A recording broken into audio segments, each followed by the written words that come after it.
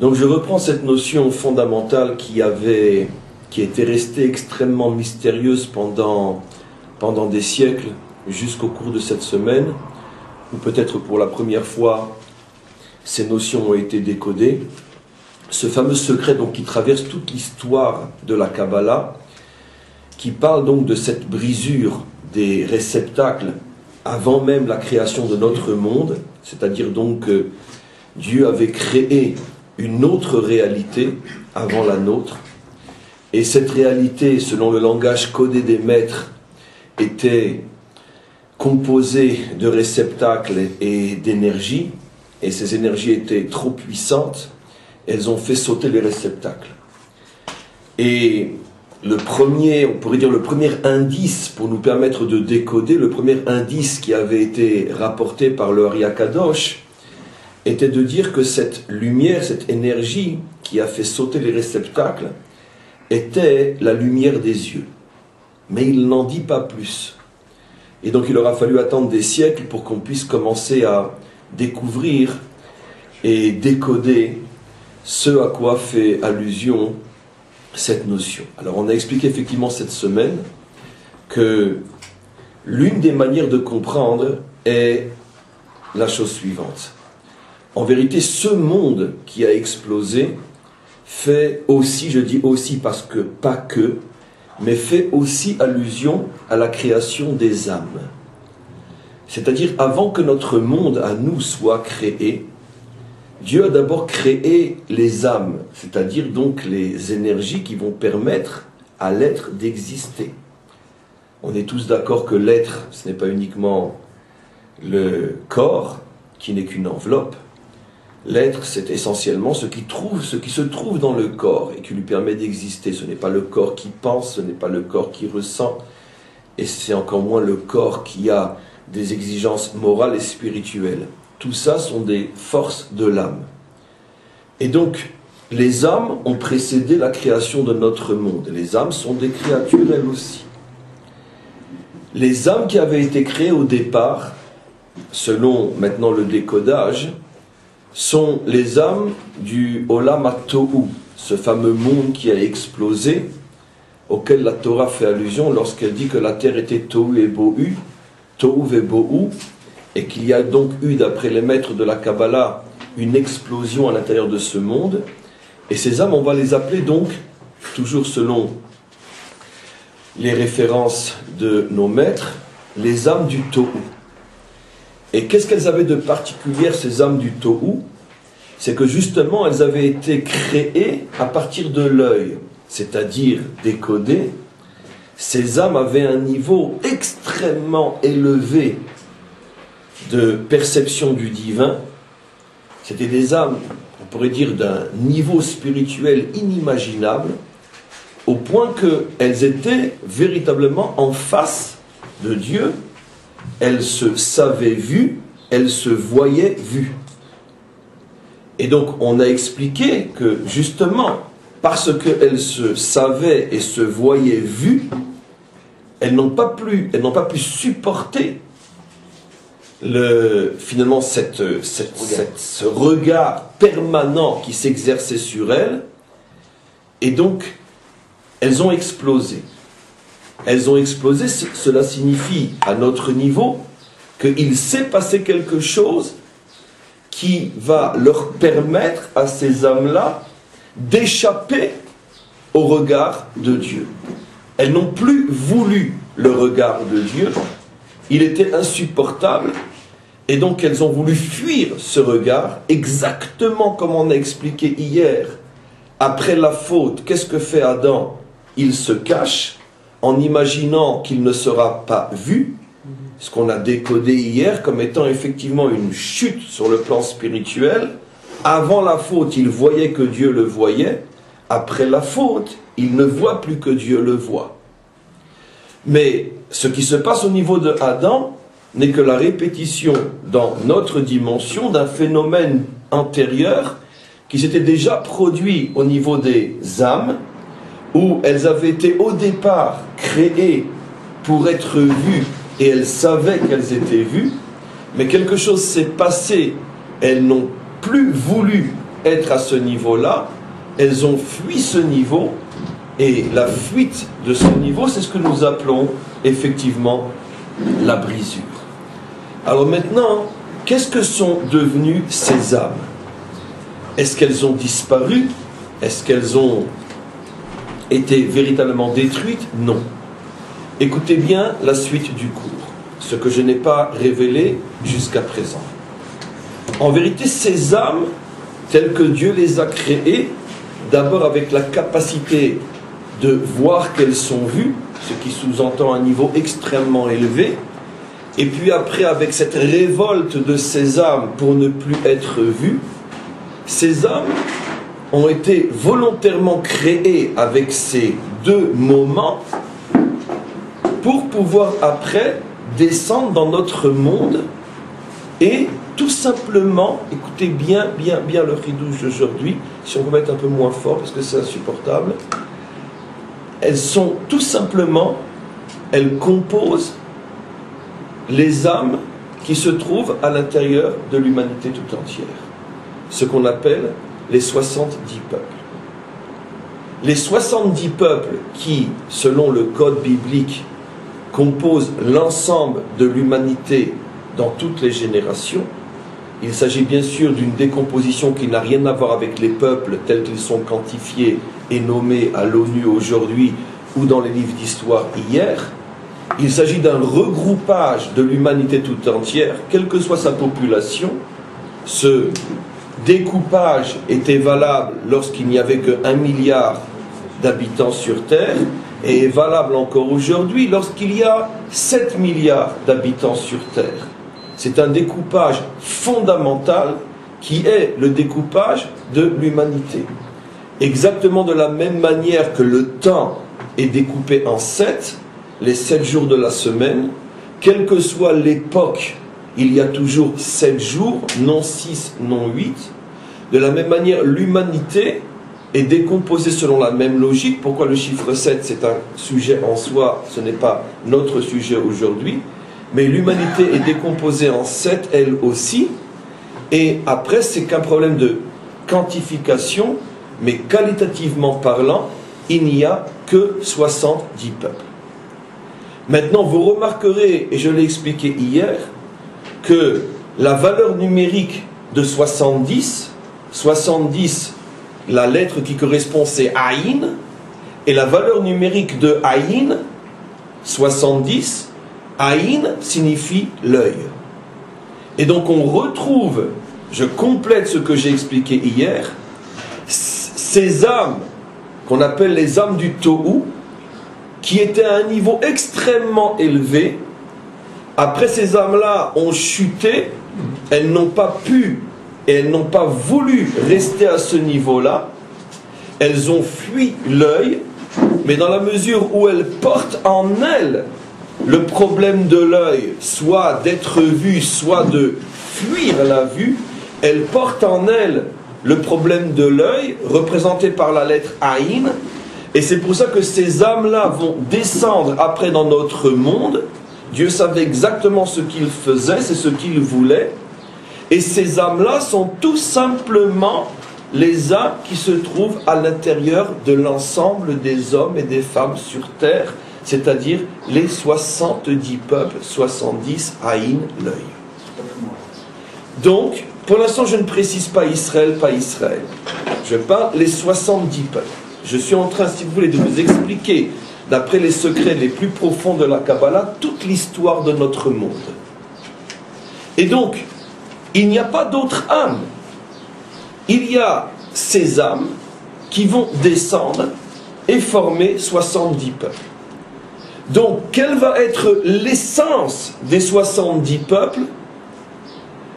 Une sorte de paradoxe, de ce que j'appelle toujours cette schizophrénie, cette dualité entre un potentiel extrêmement élevé, car dans l'essence de ces âmes, l'âme du monde, il y a une possibilité de s'élever à un niveau extrêmement haut, puisque au départ ces âmes avaient été créées et conçues pour être vues et savoir qu'elles sont vues, le niveau le plus haut de relation avec le divin, puisque c'est le face-à-face.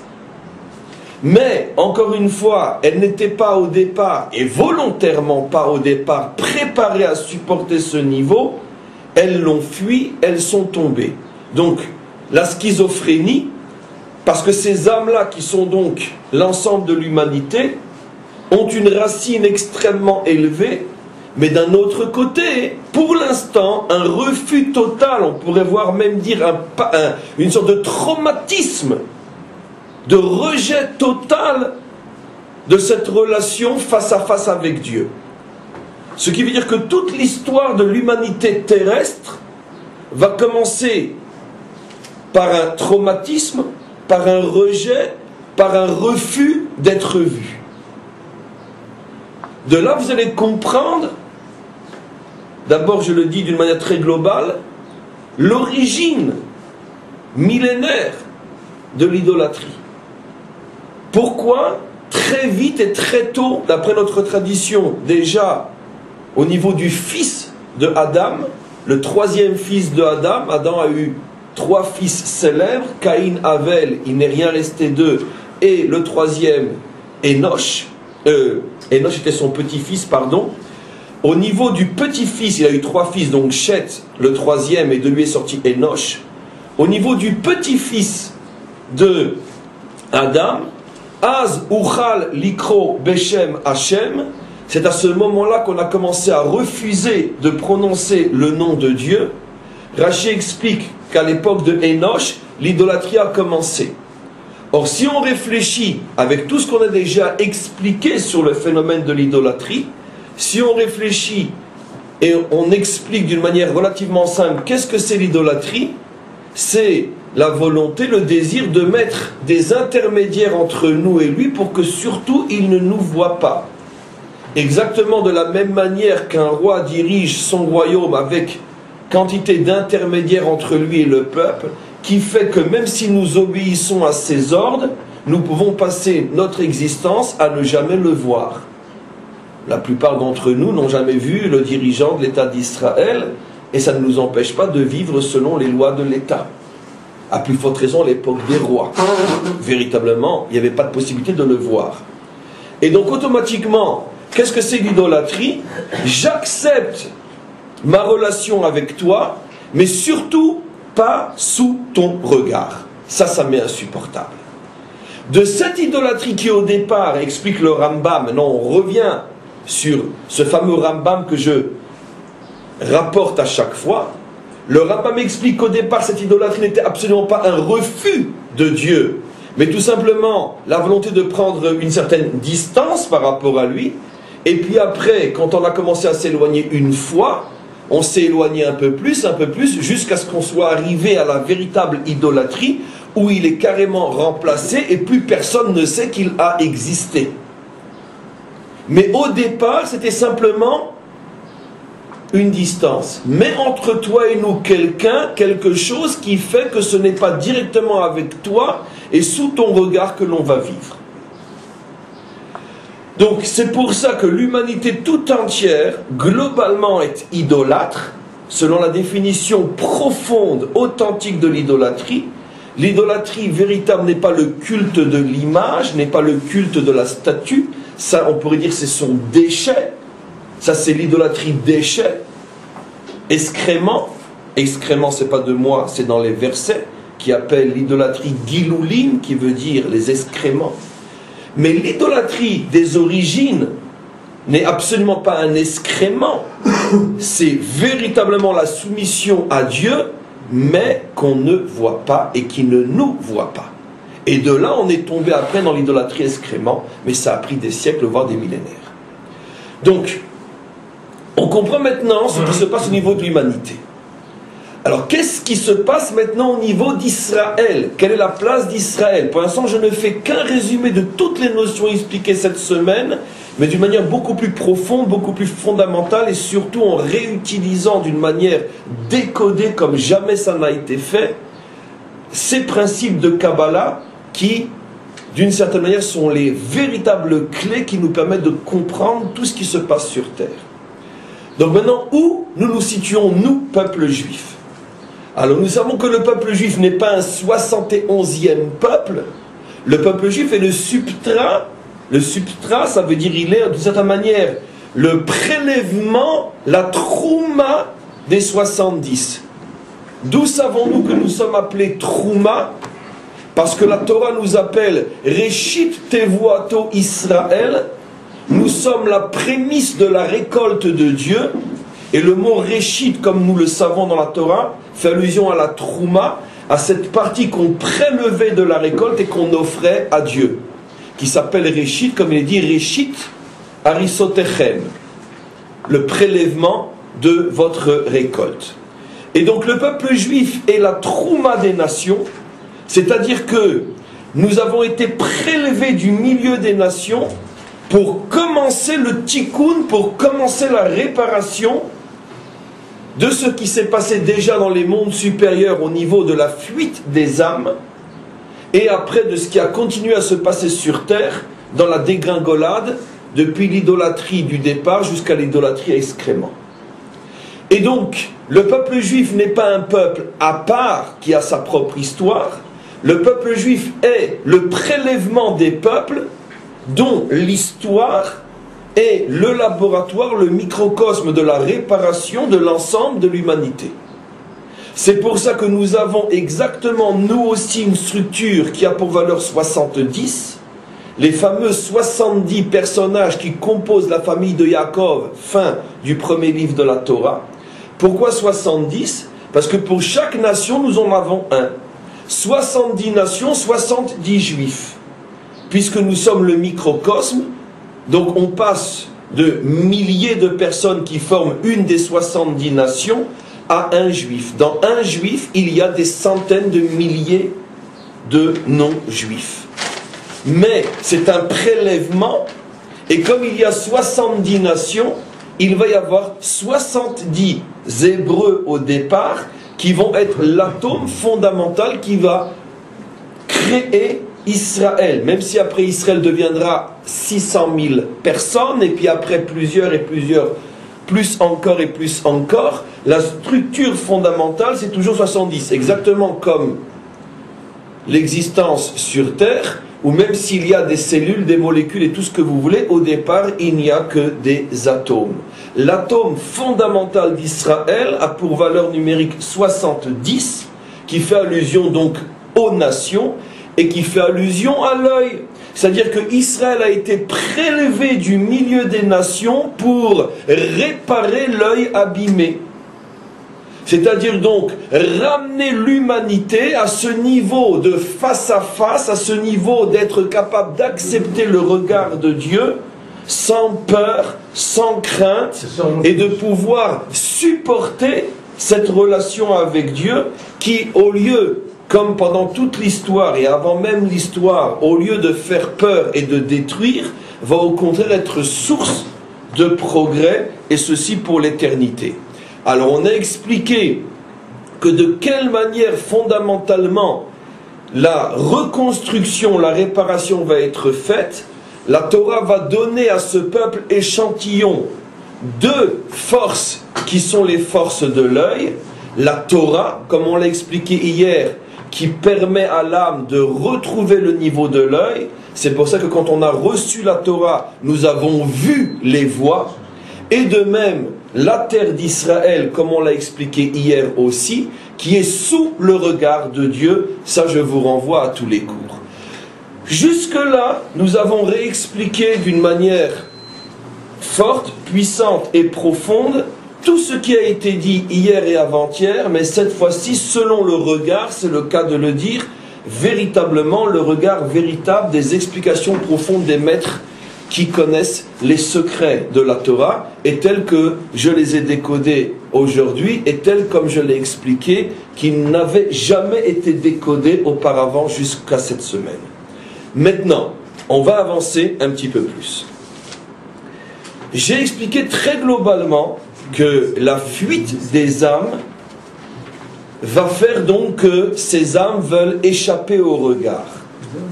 Mais sachez que ces âmes vont se scinder en deux groupes d'âmes, en deux catégories fondamentales, chacune d'entre elles va vivre sa fuite, son refus d'être vue d'une autre manière.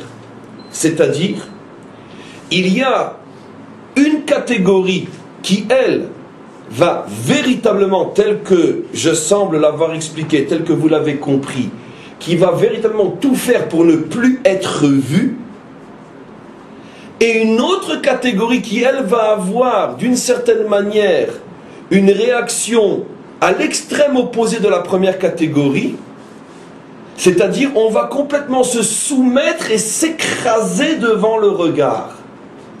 J'explique. Quand quelqu'un te regarde et que tu ne supportes pas d'être vu, tu as deux possibilités. Soit fuir le regard, il ne te voit plus, soit parce que tu ne le supportes pas, tu t'écrases et tu t'annules complètement devant le regard. Donnons un exemple simple dans la vie de tous les jours. Dans l'éducation des enfants, il y a deux réactions possibles.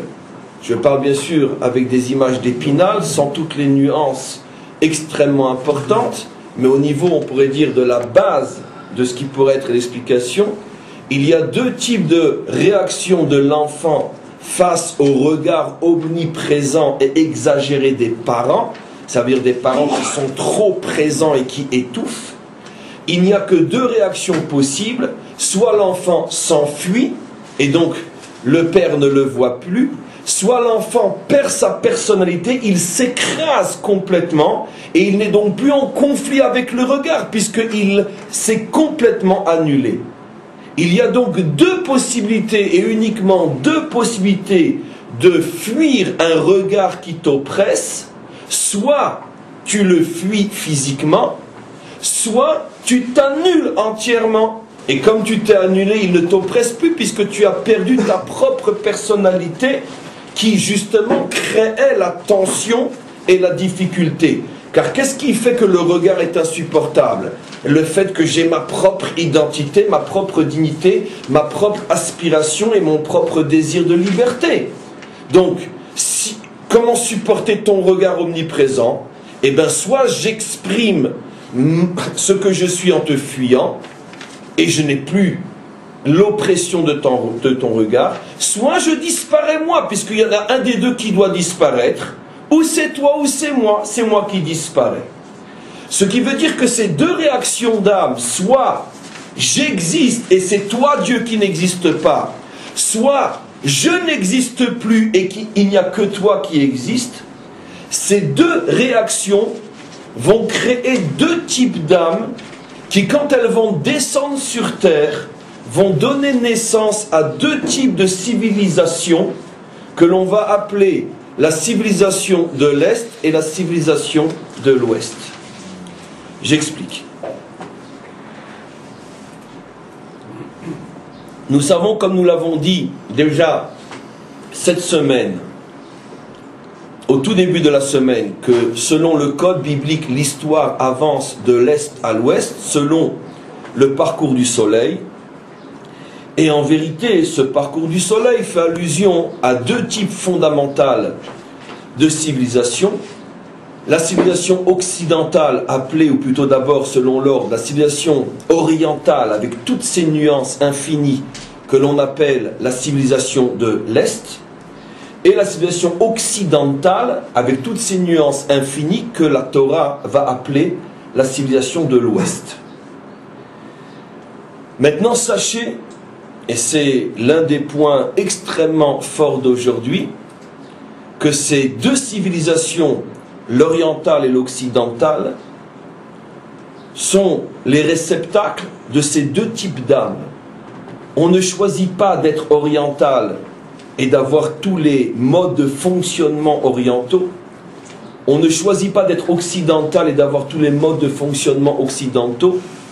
On est tout simplement l'expression de l'âme fondamentale qui est en nous.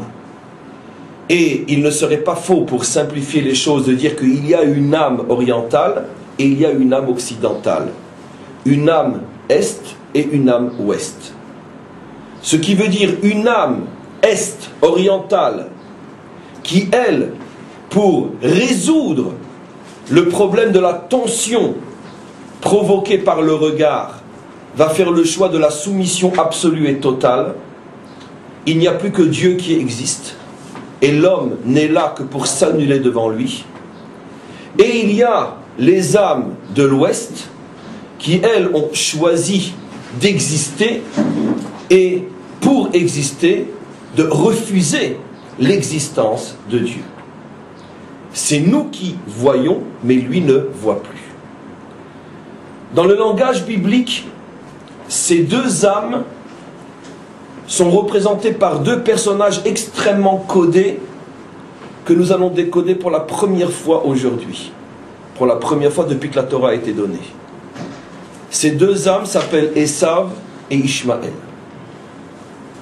Esav incarne l'âme de l'Ouest, l'âme occidentale, qui, elle, pour exister, refuse de permettre à Dieu le droit de voir, et l'âme d'Ishmaël, qui, elle, pour exister, dans la mesure où elle ne veut pas de conflit avec le regard divin et ne peut supporter le conflit de ce regard, que ce regard engendre, l'âme d'Ishmaël va choisir l'annulation totale, absolue, la réduction jusqu'à l'explosion totale de l'humain pour Dieu, pour permettre à ce regard de diriger l'histoire. C'est donc ces deux personnages, Esav et Ishmaël, qui incarnent, au niveau des civilisations et des peuples, ces deux attitudes qui vont, encore une fois, représenter toutes les civilisations occidentales ou toutes les civilisations orientales ou extrême-orientales qui ont toutes en commun l'annulation totale devant celui qui porte le nom de Dieu. Maintenant, d'où savons-nous que ces deux personnages, Esav et Ishmaël, sont liés au problème de l'œil? Ça aussi, ça a été révélé.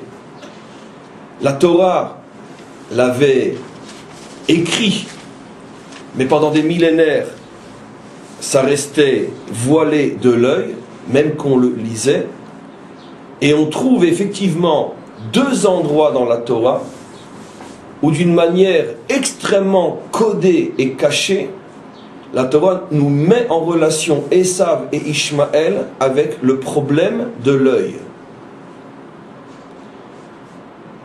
On est extrêmement surpris de voir que quand Agar, la mère de Ishmaël, prend la fuite et que, à plusieurs reprises, un ange se montre à elle et lui dit qu'elle n'a rien à craindre et qu'elle mettra au monde une grande nation et qu'il faut qu'elle retourne chez sa maîtresse, à chaque fois, lorsque Agar appelle celui qui s'est dévoilé à elle, elle le nomme El Roi, le Dieu qui me voit. C'est une chose inimaginable. Personne et jamais on ne pouvait décoder ce que cela veut dire. La mère d'Ishmaël, donc la matrice de la civilisation de l'Est orientale, définit sa relation avec Dieu comme celui qui me voit, celui par lequel je suis vu. El Roi. Et cette appellation va faire force de loi dans la Torah, puisque ce n'est pas seulement Agar qui appelle Dieu celui qui me voit, mais beaucoup plus tard nous retrouvons que Yitzhak lui-même, à la fin de Parshat Chaye Sarah, on nous dit qu'il revient de l'endroit, juste avant de rencontrer sa future épouse Rivka, il revient d'un endroit qui s'appelle El Roi. Il revient de l'endroit qui s'appelle Dieu me voit. Qu'est-ce que Yitzhak faisait là-bas? Et Rashi explique, il avait été rendre visite à Agar, l'ex-femme de son père, pour lui ramener Agar pour qu'il se remarie avec elle, parce que Yitzhak voulait profiter de son propre mariage pour ramener Agar à son père. Et donc on voit que la Torah appelle l'endroit où vit Agar El Roi. des années et des années après que pour la première fois Agar avait appelé l'endroit de la révélation El Roi, le Dieu qui me voit, pour bien nous faire comprendre que cette appellation a fait force de loi et qu'effectivement dans la conception agarique, ishmaélite de Dieu, Dieu est celui qui voit. Mais comme il voit, ça pose un problème. S'il voit, je n'ai donc plus aucune liberté d'être. Et c'est pour ça que la civilisation d'Ishmaël va faire le choix de l'annulation totale, absolue, devant Dieu. C'est-à-dire, dans la relation entre le fidèle et Dieu, le fidèle n'a plus aucune importance. Il n'existe pas pour lui, mais il n'existe que et uniquement que pour servir Dieu. Et le plus haut degré de l'expression de ce service, c'est la destruction totale, absolue du serviteur, qui montre à ce moment-là qu'il a atteint le summum de son service divin. Et donc, la Torah ne s'était donc pas trompée lorsque depuis des millénaires, elle nous avait prévenu que la religion d'Ishmaël s'appelle El Roi, le Dieu qui me voit. Comprenez ce que vous dites, Rav, il n'y a pas l'un des puits où elle reçoit l'un des deux dialogues qu'elle a avec les anges de Dieu, il n'y a pas un qui s'appelle le puits du vivant qui me voit. Mais c'est ça El Roi. Oui, mais c'est ça qu'on parle. L'endroit s'appelle comme ça aussi. Mais c'est elle qui l'a nommé comme ça, dit Rachid. C'est exactement ce qu'on explique. C'est elle qui a appelé cet endroit le puits, l'endroit du Dieu qui me voit. Or, les commentaires posent une question évidente. Pourquoi Dieu qui me voit? Dieu qui me parle. Elle a parlé avec Dieu. Elle n'a pas été vue spécialement par Dieu. Tout le monde est vu par Dieu. Pourquoi elle spécialement en fait tout un hymne? Justement, parce que ce qu'elle n'a retenu de sa relation avec Dieu, ce n'est que le regard omniprésent et paralysant de ce regard qui transforme le fidèle en objet du divin, qui a perdu entièrement sa liberté. Oui. Il s'appelle Ishmaël. Oui. Ishma. D'accord. Et alors? On ne peut pas dire qu'il sera au niveau de l'oreille. Parce que personne sur terre ne peut être sainement jusqu'à la délivrance finale au niveau de l'œil. Ce que nous expliquons maintenant, c'est la conséquence dans le monde avant la délivrance de ce regard qui s'exerce sur l'homme. Effectivement, tu as sans doute raison que dans son nom, il y a d'une certaine manière le remède. Ta réflexion est véritablement extraordinaire, parce que finalement, quand sa mère appelle Dieu El Roi, elle fait donc allusion au fait que finalement, la matrice de la religion d'Ishmaël est la prise de conscience d'être complètement vue, et donc la liberté est totalement enlevée, annihilée. Mais d'un autre côté, si la Torah l'appelle Ishmaël, et ce qui conforte ce que je vais te dire, c'est qu'effectivement Ishmaël est le seul des personnages bibliques sur lequel il est dit clairement qu'il fera Teshuvah, à la différence de Esav, parce qu'effectivement il porte dans son nom son tikkun. Lorsque il a un tikkun possible, car il est le seul avec nous qui est réellement monothéiste, mais son tikkun viendra lorsque justement il sera capable d'accepter de prendre une certaine distance vis-à-vis de ce regard qui pour lui est paralysant, tuant et tueur.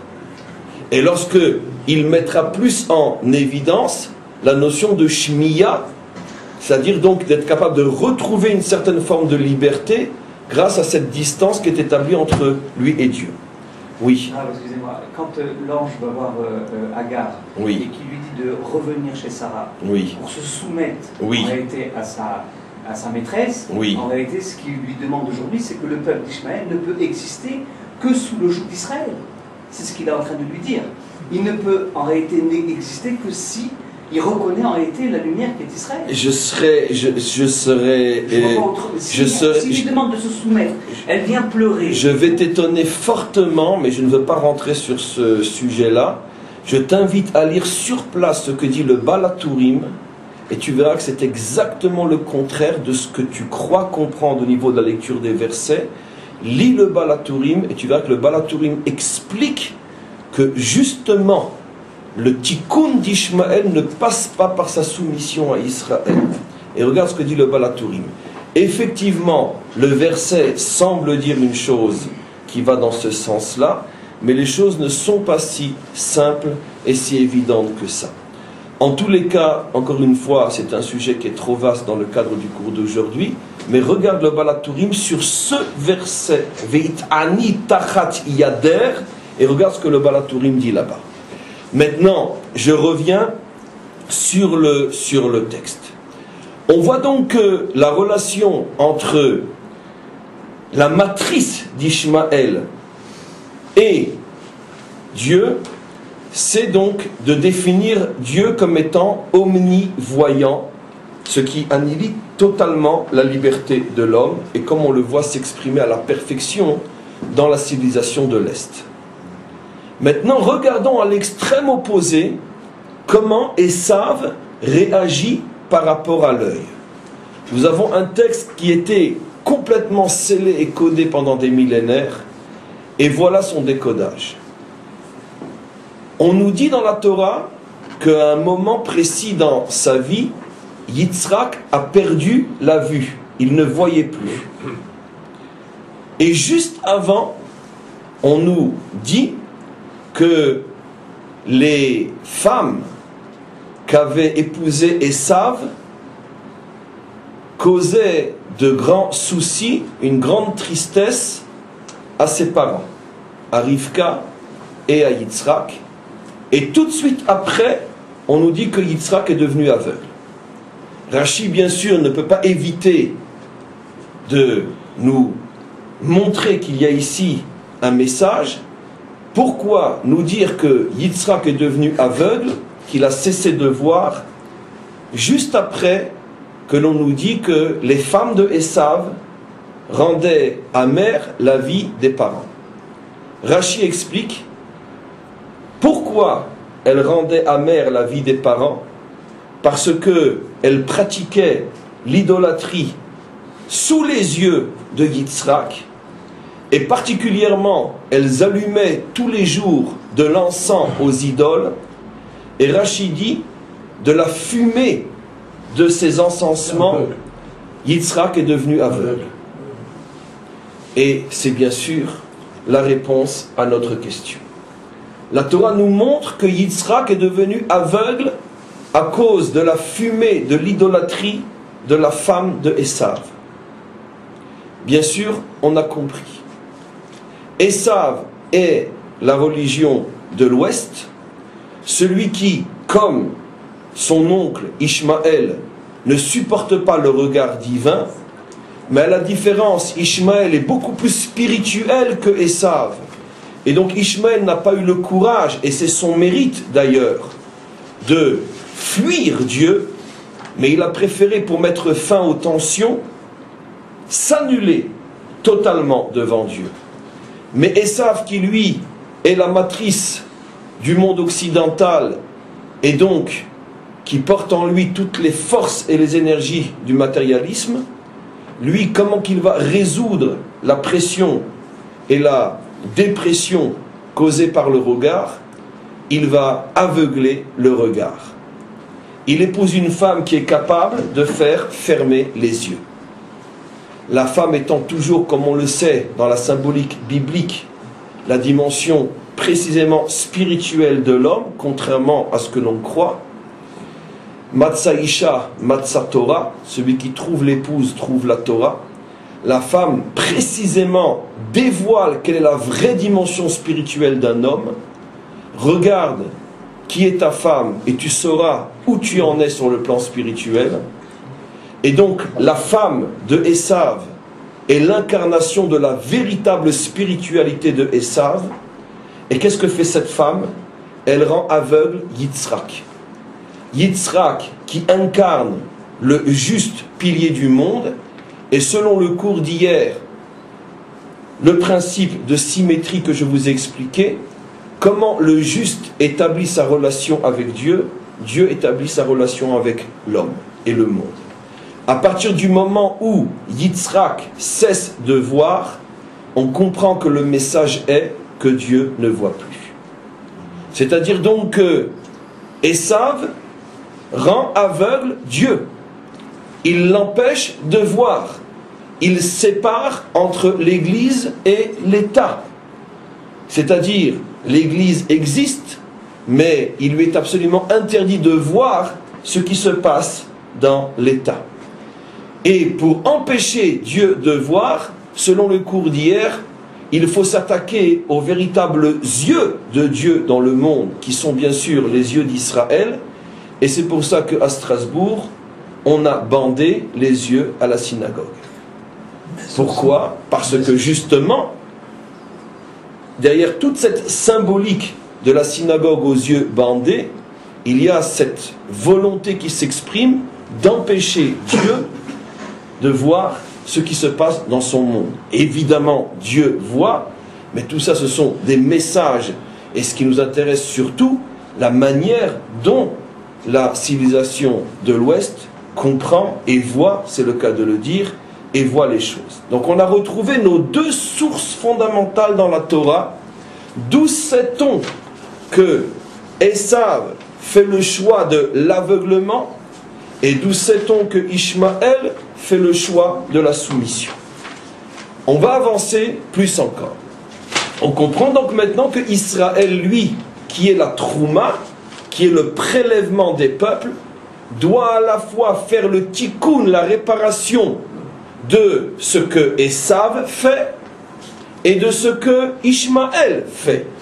Ce qui veut dire que Israël doit arriver à la fois à se replacer sous le regard de Dieu, et ça c'est la réparation du mal fait par Esav, et il doit en même temps supporter en toute dignité et liberté cette confrontation au regard. Parce que Dieu ne veut pas que nous nous annulions totalement devant lui. Il veut que nous soyons des hommes dignes et libres, capables de se tenir face à face dans une véritable association où chacun des deux partenaires a toute sa dignité. Et donc le judaïsme refuse l'idée d'une soumission-démission. Et donc automatiquement, Israël doit se replacer sous le regard de Dieu, mais non à la manière d'Ishmaël qui détruit l'homme pour Dieu, mais à la manière du juif qui construit l'homme avec Dieu. Et ça va être donc tout le tikkun de l'histoire d'Israël. À la fois réparer le mal fait par Esav, et à la fois le mal ou l'erreur causée, amenée par Ishmaël. Et de là, on va en arriver à une autre révélation extrêmement importante sur une notion qui était elle aussi complètement scellée et qui se dévoile aujourd'hui. Vous savez que dans leur langage codé, les maîtres d'Israël ont expliqué que lorsque le monde du Tohu a explosé, il a explosé en 288 morceaux. Pendant des siècles et des siècles, tous les maîtres d'Israël se sont posé la question pourquoi 288 morceaux? Le Hari HaKadosh, le plus grand de tous, a commencé à expliquer, et a totalement expliqué, mais selon un art dont il est le seul à avoir le secret, il a tellement codé ce qu'il a expliqué que même s'il n'avait rien expliqué, ça aurait été encore plus compréhensible qu'après avoir commencé à expliquer, tellement c'est codé. Il donne dans son livre Etz HaChaim et surtout dans son livre Otzrot HaChaim, il donne quantité d'explications vers la fin du livre Otzrot HaChaim, pourquoi le chiffre 288 Rapach, mais ça reste extrêmement scellé. Mais aujourd'hui on peut comprendre les choses de sorte que chacun d'entre nous, même s'il n'est pas profondément versé dans la Kabbalah, peut comprendre ces notions-là à partir du moment où d'autres ont fait le travail pour tous. Et l'explication est la suivante. Le chiffre 288 se décompose en deux autres chiffres, qui sont le chiffre 202 et le chiffre 88. Qui est 86. 202 plus 86, ça fait 288. Et si vous me demandez qu'est-ce que j'ai expliqué en décomposant 288 en deux autres chiffres, apparemment tout aussi incompréhensibles que le premier, 280, 202 et 86. Alors je vous expliquerai la chose suivante. Lorsque Yaakov a rencontré Esav, après 22 ans de séparation, après que Yaakov ait pris la fuite, s'est réfugié chez Lavan, a construit sa propre famille et est revenu en terre d'Israël, il y a la rencontre entre Esav et Yaakov. À ce moment-là, Yaakov demande à Esav d'accepter tous les présents qu'il lui a envoyés, comme vous le savez. Dans un premier temps, Esav refuse. Et il dit à son frère, je n'ai rien besoin. Yeshli Rav. J'ai plus encore que ce que j'ai besoin. Rav. Rav a pour valeur numérique 202. Resh, Bet, 202. Le premier des deux chiffres. Vous allez me dire coïncidence, vous allez voir que non. Il lui dit, Yeshli Rav Achi. J'ai tout ce dont j'ai besoin, mon frère. Ça, c'est l'explication pour celui qui ne peut rien comprendre à la lecture d'un verset. Décodant. Esav dit à son frère, tu sais, c'est moi qui tiens, d'une certaine manière, en exil, prisonnier, 202 des morceaux de sésame qui ont explosé. Et sache que sur les 288 morceaux, moi j'en possède 202. Ça veut dire, sache mon petit Yaakov, que tu n'es pas prêt de me mettre à genoux. Parce que chez moi se trouve la majorité des étincelles divines qu'il faut récupérer, reconstruire pour amener le monde à la délivrance. Et je ne suis pas prêt de les lâcher. Yaakov sait que le prix à payer va être très lourd. Pour que Israël récupère ces 202 étincelles, Israël va devoir traverser une longue et terrible souffrance qui sont les longues et terribles années d'exil en Égypte. Mais grâce à cet exil et surtout grâce à cette délivrance, Israël va récupérer les 202 étincelles divines qui étaient cachées à l'intérieur de l'âme de Esav. Et c'est pour ça que quand le peuple juif est sorti d'Égypte, il est sorti et l'a accompagné le fameux Erev Rav. Rav 202. Le Erev Rav, cette multitude de non-juifs qui ont choisi d'accompagner Israël et de faire partie de l'histoire d'Israël. Et le Ari HaKadosh révèle un secret extraordinaire. Pourquoi Erev Rav?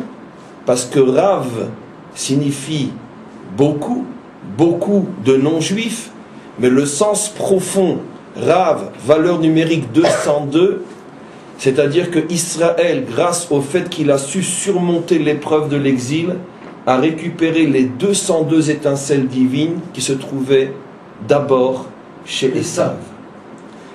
Et ça va beaucoup plus loin que ça. Non seulement on retrouve le chiffre 202 dans le mot Rav de Erev Rav, mais même dans le mot Erev, si vous le décomposez en deux, vous avez Aïn Rav. Aïn, l'œil, Rav 202. Les 202 morceaux de l'œil qui avaient explosé ont été récupérés. Aïn Rav. Quand l'œil a explosé, il a explosé en 288 morceaux. Il fallait donc récupérer les 288 morceaux de l'œil. Et la récupération se fait en deux temps. Dans un premier temps, Erev Rav, ont été récupérés 202 morceaux de l'œil. Et ce n'est qu'au moment de la délivrance finale que seront récupérés les 86 autres. Et maintenant, écoutez bien ce que je vais dire. Car là encore, je ne sais pas pourquoi vous, pourquoi moi, pourquoi nous, mais ce que vous allez entendre n'a jamais été révélé. Quand et pourquoi 86 morceaux? Parce que quand Ishmaël est né, son père avait 86 ans. Ishmaël est né d'une matrice représentée par le chiffre 86. Ve'Avram, il était encore Avram, pas Avraham. Avraham ben Shmonim ve'Shesh Shanim be'holadeto et Ishmael beno. Avram avait 86 ans lorsque Ishmaël est né. On sait la vénération inimaginable qu'Ishmaël porte jusqu'à aujourd'hui encore à Avram, son père. C'est pas tout à fait le même père que le nôtre, car nous sommes les enfants d'Avraham, lui est l'enfant d'Avram, car quand il avait 86 ans, il s'appelait encore Avram. Donc même au niveau du père, on n'a pas tout à fait le même, contrairement à la légèreté de l'explication, car la différence est énorme entre Avram et Avraham, au niveau du sens profond des deux dimensions incarnées par le même homme, mais peu importe. En tous les cas, il avait 86 ans. Or, c'est extraordinaire. Lorsque nous sommes sortis d'Égypte, nous avons récupéré Eirev Rav, nous avons récupéré 202 morceaux de l'œil. Il nous en reste 86 à récupérer. Or, les 86 se trouvent chez qui? Ils se trouvent chez Ishmaël. Ce qui veut dire que la délivrance finale dépend de notre capacité de résoudre notre problème avec Ishmaël. Et l'histoire le confirme, puisque nous voyons que pendant toute l'histoire, nous n'étions pas véritablement en conflit avec Ishmaël. Nous avons surtout dû supporter et souffrir de Esav. Je parle en tous les cas de cette dernière partie d'histoire qui est la plus importante de toutes, car aucun exil n'a duré aussi longtemps que le nôtre, 2000 ans déjà. Et ce n'est qu'en fin d'histoire que tout d'un coup surgit, comme jamais dans notre histoire, le conflit avec Ishmaël. Pourquoi le conflit avec Ishmaël surgit en fin d'histoire? Parce que chez Ishmaël se trouvent 86 morceaux d'œil que nous devons récupérer pour reformer et reconstruire totalement l'œil qui est composé de 288 morceaux. Déchiffrer en bon français, ça veut dire quoi? Nous avons expliqué que le problème de Esav, c'est qu'il refuse d'être vu par Dieu. Il sépare totalement le ciel de la terre. Notre Père qui êtes aux cieux, surtout restez-y. Il sépare entre l'Église et l'État. Il refuse d'être vu. Depuis la naissance d'Israël, nous portons en nous la réparation à ce problème. Car s'il y a bien un peuple sur terre qui supporte, accepte, bon gré, mal gré, râlant, pas râlant, facile, pas facile, mais qui supporte le regard de Dieu, c'est bien le peuple juif. Parce qu'avec tout ce qu'il nous a déjà fait comme sale coup, et qu'on ne l'a pas encore envoyé balader, c'est clair qu'il peut être fier de nous. Nous acceptons ce regard omniprésent qui ne nous lâche pas, qui nous fait monter et descendre, monter sur le paradis du Sinaï et descendre dans l'enfer des fours crématoires. Nous supportons ce regard, nous ne l'avons jamais abandonné et nous l'accepterons jusqu'à la délivrance finale. C'est pour ça que dès le début de l'histoire juive, nous avons fait le tikkun en tant que peuple. Nous avons fait le tikkun du Rav, des 202. Israël a fait le choix d'être le peuple qui jamais ne fuira le regard de Dieu. À la différence, pour terminer nos comptes, de personnages comme BHV, qui, lui, depuis très longtemps, a fait le choix de la fuite, parce que heureux comme un juif en France, malgré tout, cette fuite ne peut être qu'individuelle, mais en tant que peuple, jamais le peuple, lui, ne fuira le regard de Dieu. Par contre, nous n'avons pas encore résolu le problème des 86 morceaux d'œil incarnés par Ishmaël. Parce que, comme nous l'avons expliqué, ce n'est pas tout de ne pas fuir le regard. Encore faut-il vivre comme un homme face à ce regard. Et ça, il va nous falloir toute l'histoire juive et surtout la fin de l'histoire juive pour véritablement réussir et prouver au monde entier que l'on peut vivre sous le regard de Dieu sans le fuir ou sans disparaître sous ce regard. Que la Torah nous donne véritablement le moyen d'être des hommes avec tout ce que cela signifie, vus par Dieu. Mais cette chose-là ne se dévoilera véritablement qu'avec la délivrance finale. Alors maintenant, on va encore pendant 10 minutes, un quart d'heure, terminer le cours. C'est un peu plus long aujourd'hui parce que c'est un cours qui est fondamental et qui, d'une certaine manière, est à lui seul une clé qui ouvre toutes et absolument toutes les portes de la Torah, écrite, orale, dévoilée et secrète. Ce cours pourrait être d'une certaine manière l'apogée d'une vie, l'apogée d'une sagesse, car après ce cours, je pense qu'on ne peut plus rien rajouter qui ne sera pas déjà contenu dans ce cours. En tous les cas, on voit à la fin de la paracha quelque chose d'extrêmement bizarre. Cette fameuse critique que la sœur et le frère de Moshe, Myriam et Aaron, vont lui adresser Odot Haisha Akushit Asher Lakar Ki Isha Kushit Lakar. Un texte extrêmement mystérieux que Rashi tente tant bien que mal d'expliquer, mais tout celui qui regarde Rashi avec un minimum d'honnêteté sent que Rashi semble aussi, volontairement bien sûr, rester dans le flou et il n'explique pas, plutôt il refuse d'expliquer plus encore que ce qu'il explique. Qui c'est cette Isha Kushit, qui c'est cette femme noire, et pourquoi l'ont-ils critiqué d'avoir épousé une femme noire? D'où vient-elle? Son nom n'est même pas prononcé, de qui il s'agit? Et surtout, ce qui est encore beaucoup plus stupéfiant, c'est pourquoi tout d'un coup ils attendent, parce qu'apparemment il est marié avec cette femme-là, pas depuis aujourd'hui. Donc pourquoi ils attendent cette paracha pour tout d'un coup voir qu'il est marié avec une femme noire? Et pourquoi ça leur déplaît? Sont-ils racistes? Et de plus, la réponse qui va être apportée ne correspond pas du tout au problème.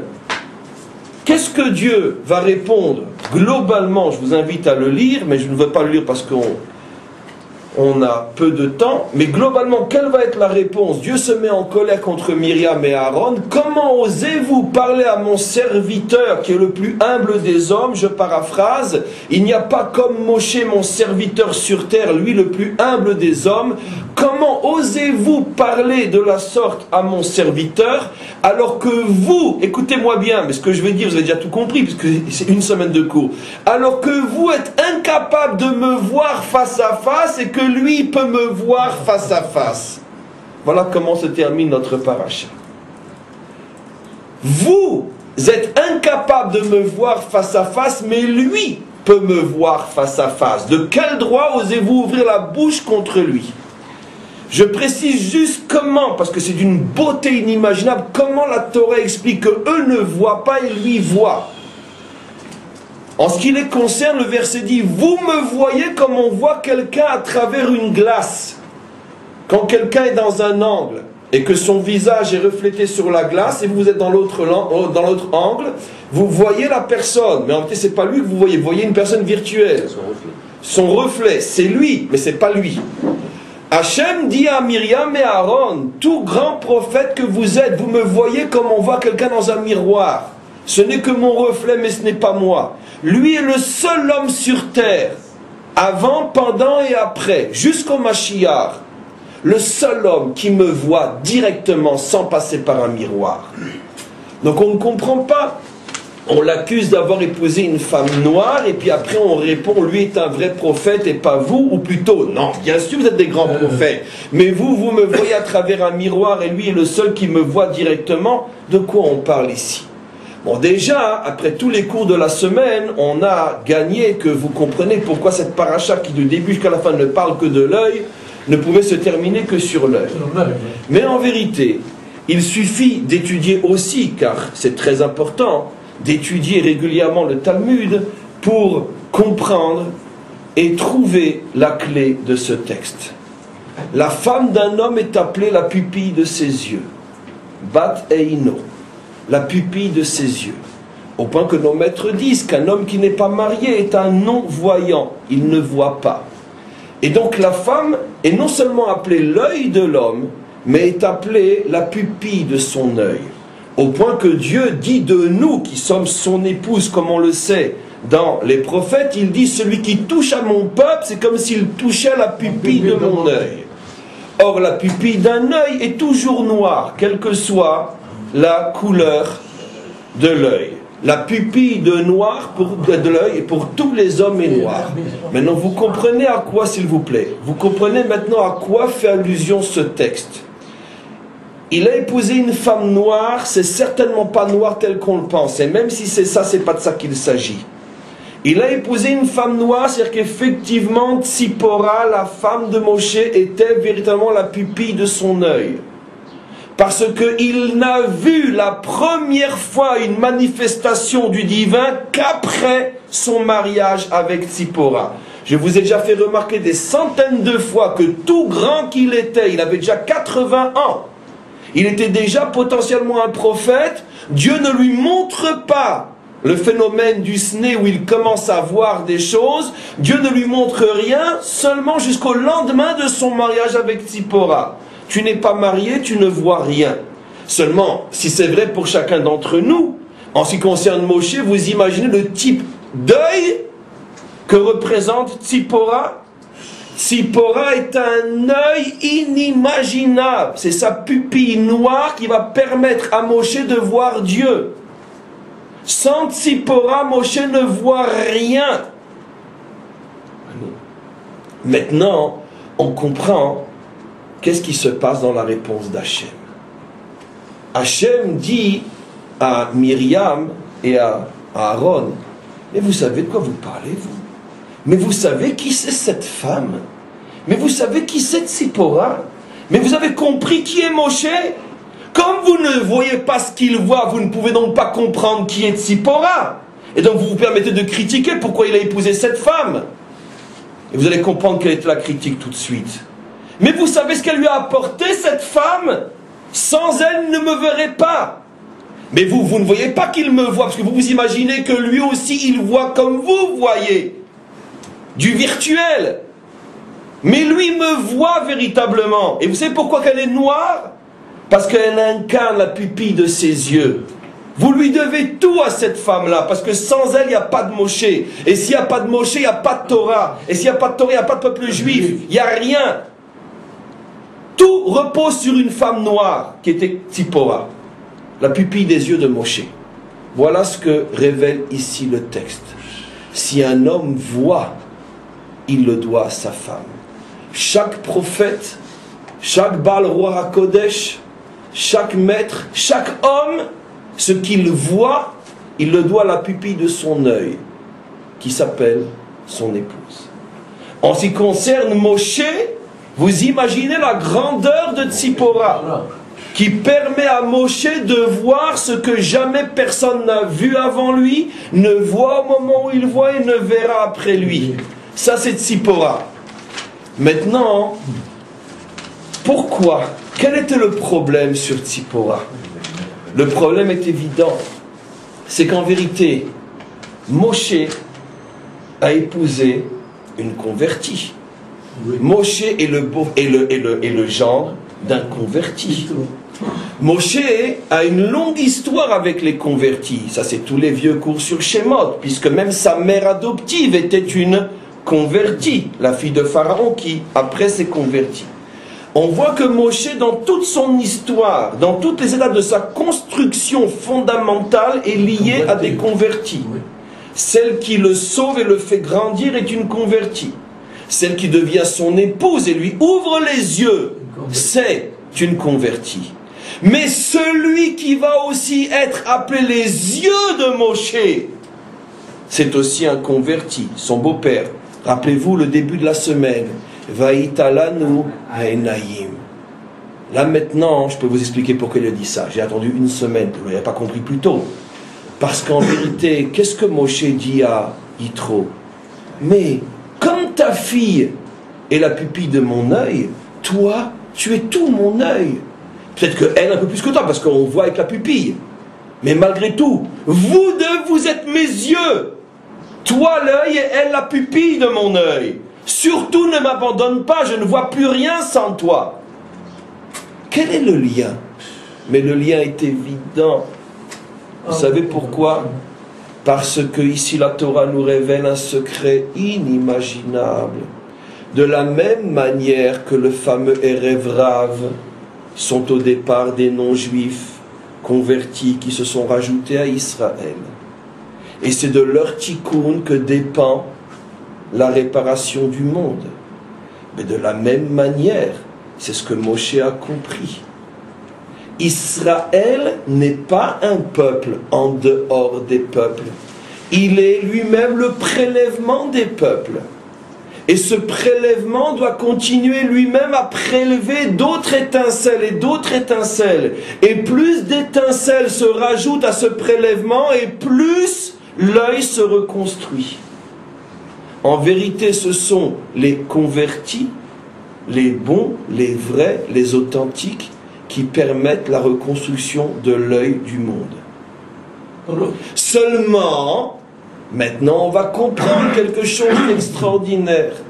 Selon le principe fondamental que partout où l'enjeu spirituel est énorme, les forces contraires qui empêchent la construction sont énormes elles aussi. Où vont se trouver le plus de possibilités de s'élever, en même temps le plus de possibilités de chuter et de faire chuter, précisément au niveau de ces âmes-là. C'est pour ça que le Erev Rav, s'il est celui qui peut apporter les yeux d'Israël, est aussi celui qui peut le faire tomber.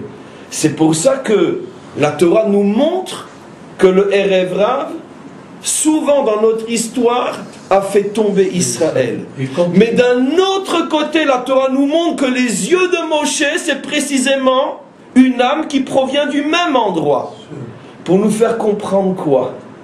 Que la réparation passe par eux, et uniquement par eux, bien qu'il s'agisse d'une pupille d'œil dans l'œil de Moshe, c'est-à-dire lorsque cette âme est récupérée et intégrée dans la structure qui s'appelle Israël, mais d'un autre côté, il y a des difficultés et des tensions. Et maintenant vous avez compris quel est le problème de Myriam. Nous sommes à la fin de la paracha. Nous sommes après les premières révoltes d'Israël, causées par qui, nous dit le texte? Par le Erev Rav. Alors à ce moment-là, quand Myriam et tout Israël voient que les premières grandes révoltes viennent du Erev Rav, et la première de toutes était aussi venue du Erev Rav, la faute du veau d'or, Myriam vient chez Moshe et il lui dit: dis-moi Moshe, tu ne te sens pas en danger, toi avec une femme pareille? Peut-être qu'elle finira par t'avoir toi aussi et te faire tomber. À ce moment-là, Hachem se met en colère et dit: Atkan, attention. Vous n'avez rien compris. Il n'y a pas de Tzipora, il n'y a pas de Moshe. Il n'y a pas de conversion, il n'y a pas de peuple juif. Mais d'un autre côté, justement, parce que tout l'enjeu de la délivrance se situe ici, les forces contraires mettent le paquet à cet endroit-là pour empêcher le tikkun de se faire. Et c'est pour ça que dans la même paracha, on a ce paradoxe extraordinaire. Au début de la paracha, on voit que c'est le Erev Rav qui fait tomber Israël. Et à la fin de la paracha, qu'est-ce que nous révèle la Torah? Que sans le Erev Rav, puisque c'est de ça qu'on parle, sans toutes ces âmes qui viennent et se greffent à Israël, il n'y a pas de peuple juif possible. Il n'y a pas de Moshe, il n'y a pas de Torah, il n'y a rien. Donc attention, comment vous parlez et de qui vous parlez. Et même Myriam est tombée dans le piège, elle a osé ouvrir la bouche contre la pauvre Tzipora qui étaient les yeux d'Israël et donc les yeux du monde. Vous comprenez? Donc de là, la Torah nous apprend des choses absolument bouleversantes. Qu'est-ce que nous retirons de tout ça? Nous retirons que le Hari Akadosh nous dit d'une manière extrêmement codée, et je vais terminer le cours en décodant aussi quelque chose qui est resté scellé pendant des siècles. Le Ari HaKadosh nous dit que la réparation de l'œil se fera par la reconstruction de 5 dimensions fondamentales qu'on appelle les 5 partsoufim, qui s'appellent dans le langage de la Kabbalah, je le dis pour nos âmes, pas pour vous, Arir, Abba Ve'ima, Zahir Ve'nukva. L'âme l'a entendu, c'est l'essentiel. Il y a 5 dimensions qui doivent être reconstruites pour mériter la délivrance finale. Ces 5 dimensions font allusion à 5 grands convertis célèbres qui sont le modèle de cette reconstruction de l'œil. Ces 5 grands convertis modèles sont 2 dans la Torah, 1 dans la Bible, ce qu'on appelle le Nar, et 2 dans la Torah chez Béal Pé, ce qu'on appelle la tradition orale, le Talmud. Les 2 célèbres convertis modèles de la Torah écrite sont bien sûr le père et sa fille, Yitro et Tzipora, qui sont devenus l'œil de Moshe, l'un le pourtour de l'œil et l'autre la pupille de l'œil. Le converti célèbre de la Bible, c'est bien sûr, il n'y en a qu'une, c'est Ruth. Et les 2 convertis célèbres pour faire le chiffre 5 de la période talmudique sont bien sûr Rabbi Meir et Rabbi Akiva, les 2 grands maîtres qui ont construit toute la Torah d'Israël. Vous voyez que toute la Torah d'Israël, tout le peuple juif passe par 5 convertis fondamentaux qui sont Yitro, Tzipora, Ruth, mais Rabbi Meir et Rabbi Akiva. C'est à ça que faisait allusion le Ari HaKadosh. Et simplement, le tikkun continue parce que le tikkun avance et le tikkun ne sera réellement terminé qu'avec la délivrance finale, où à ce moment-là on aura récupéré tous les morceaux qui étaient éparpillés aux 4 coins de la terre, l'œil sera entièrement reconstruit et c'est à ce moment-là que se réalisera notre prière Vetechezena eneinu veshuvcha letzion berachamim. Permets, Dieu, à nos yeux de voir ton retour à Tzion. Amen. Vechen yeh ratzon.